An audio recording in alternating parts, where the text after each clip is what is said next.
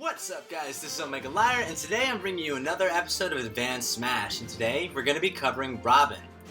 Here I go.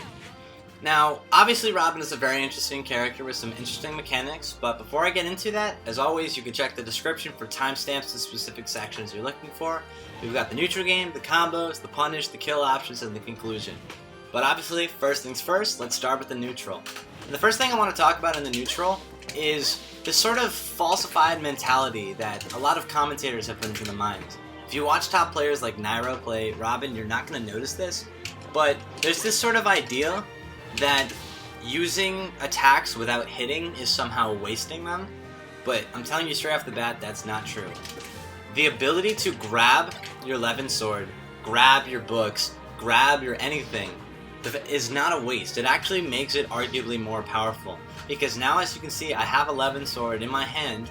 It's basically a more powerful option than I could have anywhere else. Because it's going to deal 15 damage at close range, which is about the same as a down smash. And it's going to be faster than most of those types of attacks. I can do it anywhere. I can do it aerial, I can do it on the ground, I can do it down, I can do it up, I can do it whatever. And I can also combo it very easily from my special moves. So once you have a book or Levin sword in your hand, you should fall back to spacing. You should fall back to using Arc Fire, L Thunder, Arc Thunder, Thoron, just anything until you can catch them and throw it at them. And there's other aspects of that too. For instance, I have a Levin sword in my hand, and I have Arc Fire. Now as you can see, my Arc Fire book was flashing there, which means that if I were to, in-game, hit Robin, I could spam this, run backwards, and catch this, and now I've got a book in my hand again. That combo did apparently 20 damage. I think it did a little bit more. And now I've got a book in my hand and we go exactly back to where I was before. Now, maybe I don't want to use Arc Fire. Maybe I've got an Arc Thunder saved up. And I can basically do the same thing. Just hit the Arc Thunder, throw the book, and assuming that I had dropped the book, I could just do the same thing. Just backward dash and hit A. And you'll catch your book every single time. It's basically guaranteed. And so you want to keep a book in hand as long as possible. If you don't be afraid to just throw out your power attacks all day long. Because eventually, it's going to pay off and it's going to give you a very powerful projectile. And so while we're on the topic, there's two main ways to get your swords. And I want to talk about this because it's a good advice to know. The first of which is a specific timing, you jump backwards and you catch it. The second which is you can just wait and you can kind of just walk backwards, and I'll demonstrate this here. I mean, always keep track of what's flashing and what's not so that you know when you're about to catch something or not.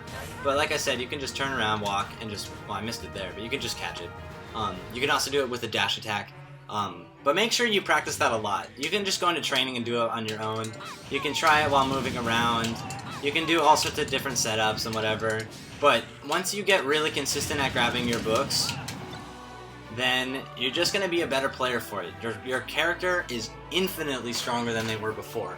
Because you have the best projectile in the game, on top of some of the other best projectiles in the game. And that's the mentality. Don't be afraid to use your attacks, don't be afraid to run out of your attacks, because you're given something that potentially is a lot better. Now, other aspects of the neutral game. Robin is very strong at spacing because of Thunder and Arc Fire, simply put. Arc Fire obviously comes out directly on top of you and goes at that downward angle, which covers a decent amount of options. And then all the different Thunder variants cover their own options. Thunder being the quick one to catch people off guard, L Thunder having a similar purpose and dealing a lot of damage, considering the fact that L Thunder, Arc Thunder, and Quick Thoron all do 10 damage. They just all do. And on top of that, towards the edge, L Thunder does a lot of knockback and is a really solid gimping option, and that's something you're going to want to keep in mind. But if you're looking to rack on damage quickly without necessarily going into the combo game, use L Thunder. Then you have Arc Thunder, which is really good for close range because of the fact that it puts a lingering hitbox out in front of you. And at almost every single range, except for the extreme distances, you can follow Arc Thunder into things, even if they shield it. If they shield it, you can grab. If they get hit, you can do Nosferatu, up air, forward air, back air. You can do Arc Fire. You can do so many things. So Arc Thunder is incredibly powerful in that sense because it gives you options. And then you have Thoron, which is obvious. It's both a sniping tool because of how quickly it is, It's a damage racker because the strong variant, which is a little bit slower and has more end lag, does 18 damage as opposed to your base 10. And because of how long the hitbox lasts, it's really great on falling enemies. Always be wary of reflectors, because getting a reflecting Thoron, there's nothing you can do to stop it. If they reflect an Arc Thunder or an L Thunder, you can shield it. But if they reflect a Thoron, you're going to get hit, and oftentimes you're going to die. So be careful. But that's what your spacing comes down to. It's all about Arc Fire and L Thunder and Arc Thunder and the Thunder variants in general. So with that in place, the neutral game doesn't end there, obviously. You have to know how to approach. And outside of the obvious, like shield grabbing from a slide, you need to know your aerials. And you have three main ones for approaching. The first one is Fair, which is decently fast, comes out frame 12, has a lingering hitbox, and when the Levin Sword is out, you shouldn't really be approaching without the Levin Sword. You should be trying to space without it.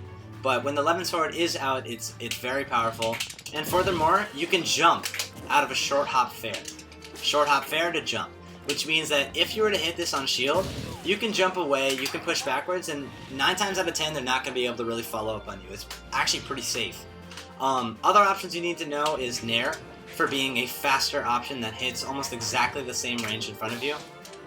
And it's also very quick, and it has the smallest amount of landing lag out of all of your options. Fair is pretty slow, but Nair is pretty quick. So that's also pretty good, but not as safe on shield because you can't really jump out of it. And then the last one is going to be a what's called a reverse rush bear. And reverse rushing is just a simple technique that consists of dashing and quickly flicking the stick behind you to turn around and then jumping. And that way you can approach enemies backwards, which is useful for every character in the game, but especially useful for characters with strong back airs, like Robin and Ike. And what that means is you can run in with an approach, and you can just throw at a bear, which is going to do 15 damage, and at the right spacing is going to be safe on shield, but it's not free from being punished because of the air lag. But if done correctly, which I didn't do there, if done correctly, you can hit it on a grounded opponent, and almost every single grounded opponent except for really short characters. And that's definitely something you want to know for your approach. So get your reverse rushes down, learn how to jump out of fair, it's very easy, and then Nair. Now, that's not where it ends. The last approach option that you have comes from the fact that a lot of your approaches should be from grabbing and should be from your aerials. And you can actually condition your opponents to roll or attack you. I mean, you don't necessarily want to be attacked when you're running at them, but you can condition your opponents to roll, because obviously Robin is known for having an incredibly slow throw. It's really slow. This is me buffering R. So be careful with your throw, but you can actually basically bait your opponent into shielding by just throwing out aerials all day long. And as soon as they shield, fast fall Nosferatu. A lot of people complain that Nosferatu is too slow, but I actually think it's one of the best command throws in the game because of how much damage it does, the fact that it heals you, and the fact that it's so easy to bait people into shielding with Robin because of how powerful and prevalent your aerials are. So definitely keep that in mind. And I'll throw clips throughout of how easy it is to do, and how relatively hard it is to react, because if they're expecting this, they're going to do shield grabs all day long, because it's pretty easy to get a shield grab on Robin. But if you just fast fall into Nosferatu, it's got a pretty solid range, so it's pretty easy with the spacing, and you're going to heal. Simple as that. And that's all there really is to the neutral game. There's not much else I really want to focus on there. And that leads me directly into the combos. What it comes down to, your combo game effectively is Arc Fire and Arc Thunder. They both are so easy to follow up, relatively easy to hit, and even if your enemy shields, you can still follow them up. But I quickly need to note, from 0%, your best combo is easily going to be down throw into jab, which can do anywhere between 16 to, on unfortunate fast follow characters like Sheik and Fox, which is good to know, that can do up to 24, 25 damage. So from very low percents, you're going to want to do that. Other ones, you can have a falling, well, from really low percents, you can do a falling up air into up tilt. And that'll actually be a true combo at certain points if you do it properly. Not that useful, but good to know. But really, it comes down to Arc Fire and Arc Thunder, and you get all sorts of mix-ups out of that. From Arc Fire, you can do double fairs, and you can do double fairs in general because of the fact that you can jump so quickly out of it. And I'll throw in all sorts of clips in-game and just practice doing it. But you can rack on serious damage out of Arc Fire and Arc Thunder. Arc Fire, you're more likely to follow up with aerials, and it becomes a strong kill option because of it. But out of Arc Thunder, I literally mean you can follow up to anything. You can do a dash attack, you can do a grab, you can do a Nosferatu, you can do smash attacks, you can do aerial attacks, you can do other aerial attacks, you can basically do every single aerial attack into it. And you can even do Arc Fire if you're really good about the spacing. But Arc Thunder is, in my opinion, the strongest projectile in the game. It's not the most versatile, but on hit, its shield pressures. If they drop their shield for even a moment, they're going to get hit. If they try and roll away, they're going to get hit because of how quickly those hitboxes come out. It can punish the vulnerability frames right at the beginning, but you can follow it up into so many things. It's great for racking on damage. It'll do 10 off the base. You can follow it up into book throws, which will do 28 damage. You have one oddly specific combo where, and I'll show you a clip of it because it's highly situational. But you can follow up you can follow up Arc Thunder into a forward smash, and every now and then you'll drop your book, and it'll do 37 damage. And it's very simple. You can just buffer it. Easy kill option off the side.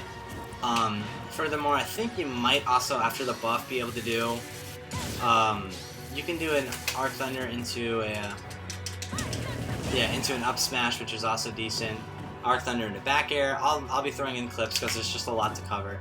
But your strongest options to know out of it are Arc Thunder into double fair, Arc Thunder into up air as a kill option, Arc Thunder into forward smash, and more importantly, Arc Thunder into Nosferatu, which you can do straight out of dash, and it'll do a lot of damage and it'll heal you. And that in the neutral game is incredibly powerful.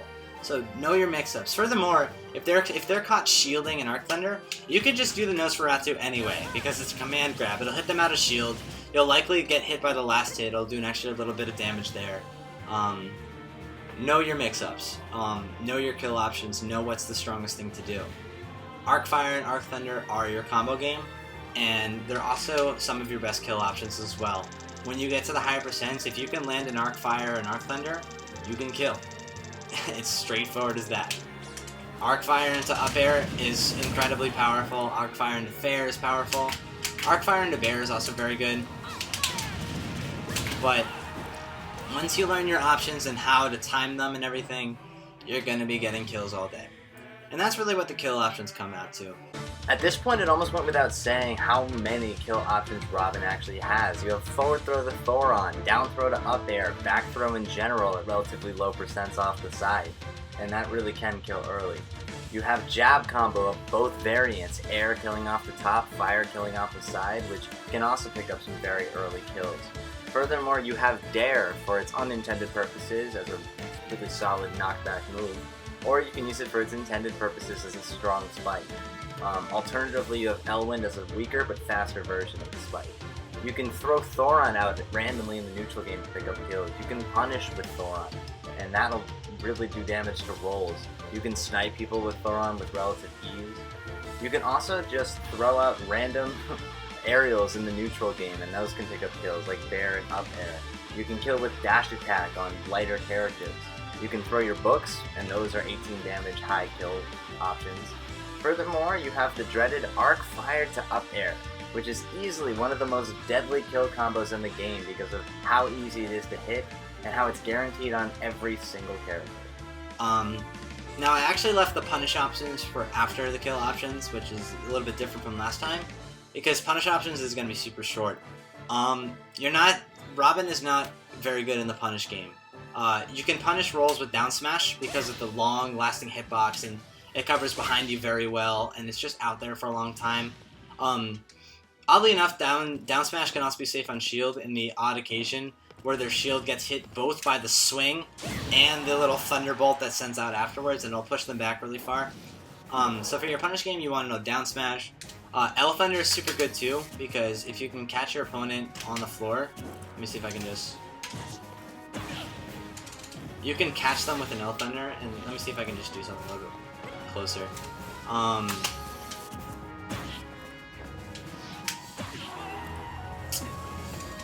And you can catch falling opponents with L Thunder, you can catch rolling opponents with L Thunder. It's just got a very good speed for that kind of stuff. Similarly, you can use Thoron for all the same purposes, but it's a little more predictable because, well, it's Thoron, and as soon as you have a Thoron charge, your opponents are going to be looking for it. But it's also a good punish because of how strong it is, and that's all pretty obvious. And then you have your dash attack. Your dash attack is actually pretty decent. It's your strongest bronze sword attack, which is an interesting feature. And it can kill at particularly high percentage, but it's got a relatively long-lasting hitbox, so if you manage to dash in the same direction as an opponent who rolled, you can just throw out a dash attack and you're gonna hit. That's as simple as that. But that's all there is to the punish game, unfortunately. If you can get a grab in there as well, that's always gonna be a decent throw option. But yeah, that's what you're gonna want to keep in mind for your punish ops, and that's all there really is to Robin. Robin in the game has a relatively pretty strong neutral game, but relatively weak options. You've also got stuff like wave bouncing. Let me see if I can just... And that's pretty good. You've got your B reversals, but movement options is pretty slow. So Robin is going to be a lot of the spacing game and the kill options game from your combos. And once you get down catching your books, once you get down your follow-ups from Arc Fire and Arc Thunder, once you get down your mix-ups from your throws, like your kill options, you're not going to have a lot of trouble killing your opponent. And you're not going to have a lot of trouble racking up damage. It's really going to become about not getting comboed. So you got to learn your DI, you got to learn your matchups, but Robin is a very powerful character overall, and despite horrible speed, is highly viable, simply because of how strong the neutral game can get once you really take advantage of your books and Levin Sword. And that's all there really is to it. I mean, hopefully I've taught you something about Robin. Hopefully you can change your mentality. Never feel like you're wasting anything, because you can always get a payoff later on. And eventually you're gonna hit something. And if you don't hit something, you'll shift the neutral game with your books and everything. And I don't want to be repeating myself too much, but that's really what it comes down to. Catch your books, learn your follow-ups, you're going to do well with Robin. But anyway, as always, if you like this video, comment, rate, subscribe, and I'll see you in my next commentary. It goes without saying there are obvious features that I didn't mention, like Robin's L-Wind Spike. And that's all well and good, but a little bit more situational, a little bit less significant. But if you get good at it, by all means. And that's all there really is to it. Like I said, leave me any feedback about this video series in the comments or on Reddit or wherever you see this video. I'm always looking to improve and make things better. I try to include more clips in this video, and I'm always trying to make things a little bit more streamlined, just so you get a little bit more visual aid, because obviously everything can't be done in training. But anyway, if you like this video, as always, comment, subscribe. Check out my quick tips, nice little quick tips that are similar to the Advanced Math series, that I don't necessarily cover in the main videos themselves. Check out the other videos. I want to be covering a lot of characters. I think I'm probably going to do Ike next, or Roy, or something like that. But anyway, I'll see you in my next commentary, and hopefully you enjoy the video.